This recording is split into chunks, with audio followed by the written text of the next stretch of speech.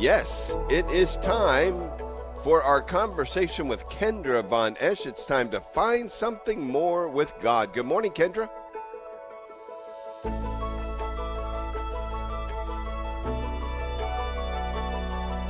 Hey there, Kendra. Hello. I am. There she is. I Good am. morning Can to you you, guys hear me? Kendra. We were going to say we got to hear from Good Tennessee morning, this morning. gentlemen. Good morning. It's you are not. You are in the wrong state. You should be down here in Tennessee. Hey, I So love muggy. Tennessee. I've got kin down there, as they say. I've got a couple of sons, a daughter-in-law, and two beautiful grandchildren in Tennessee. Well, you better call me the next time you come down into the state. We passed by Seriously, you stay over here at Cleveland. the retreat house. Oh, I'd love it. We go. My family is in Cleveland and Chattanooga, so that part of the state.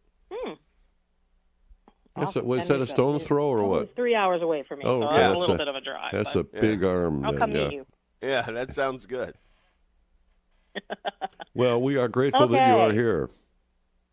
Yes, grateful, gratitude, changing your attitude to gratitude. You know, there's a reason that we have some sayings in this world because it really makes a difference. I don't know about you, but yesterday being a Monday, I woke up on the wrong side of the bed. I was just a little grumpy, a little tired, and I was like, okay, I cannot go through the day like this because when I think about how different my day is when I offer it all to Jesus. So I sat down in prayer. I didn't want to pray. I was just cranky. You guys know how that is sometimes. Yeah. Oh, I yeah. just said, you know what, Jesus, I give this to you. And I must have given him whatever it was. I called it a funk. I give this funk to you. I'm not exactly sure what's going on. There was no outside situation, circumstance that made me like this. And probably by 10 o'clock in the morning, I felt a lift.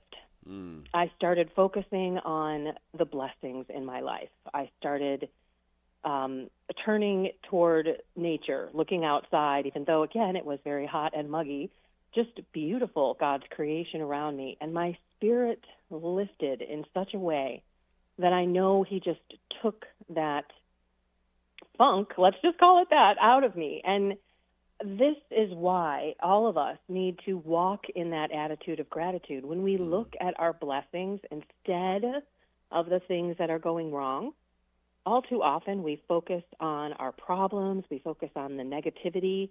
I mean, we could have 100 comments that are positive from people, and we focus on that one comment of that guy that said XYZ to us, and we internalize it. And we have to understand, I just want to get real quick, soul, mind, and body. This attitude of gratitude impacts all of your physical state, all of your emotional state, where you have your stress, all of it. Plus, spiritually, we're supposed to be giving it all to Jesus. We're supposed to be rejoicing in all circumstances. But when we let ourselves spiral down, our entire body reacts. So pay attention one day.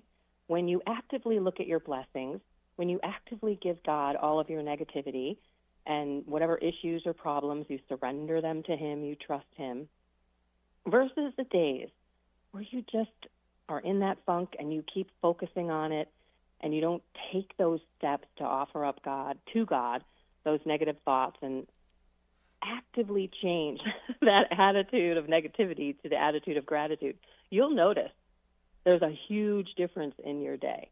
So do you guys actively try to turn that bizarre, negative, weird funk in your life to gratitude, or do you find sometimes that you just kind of swirl into that negativity and by the end of the day, you're like, what happened today? And that does get a little easier with practice, right? I mean, I know sometimes it'll be like when I'm examining my day at night, I'm thinking about all those occasions where, oh, geez, I did not respond well to that.